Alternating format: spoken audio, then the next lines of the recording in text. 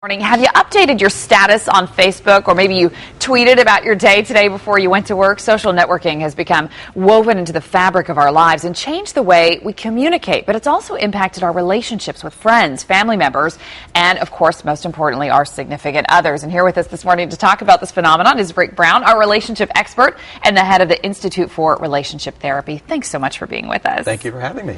Let's talk first about these networking websites and how they impact our relationship with our significant others, because a lot of people find they go on these websites and they end up spending hours there. Hours.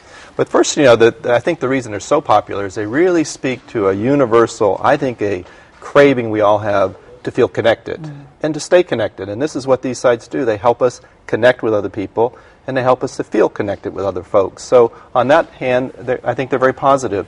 But you also mentioned a real liability, and that is that we might find ourselves spending more time being connected to somebody else than we are to our own significant other. And let's talk about some of the connections that we make on Facebook and Twitter. A lot of people end up becoming connected with their exes, ex-girlfriends, maybe ex-wives, ex-husbands. Is that healthy or not so much? Well, I think we usually know inside, if there's something inside you that says, I'm not sure I should be doing this, that's probably a good signal. Most of us need to feel connected to others, but if we're really doing it as a substitute for the real connection with our significant other, then that is a problem.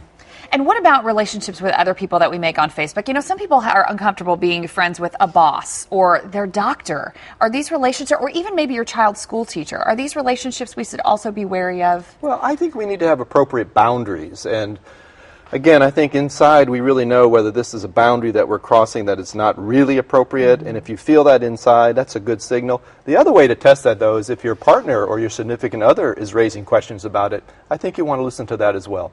And what about the people who say, well, gosh, you haven't been friends with this person in 20 years. Why are you trying to reconnect with this person now? Maybe there's a reason that this relationship dissolved 20 years ago and that you haven't kept in touch. Is there any truth to that? Well, but some people can go back and find that they really enjoy reconnecting with people out of their past.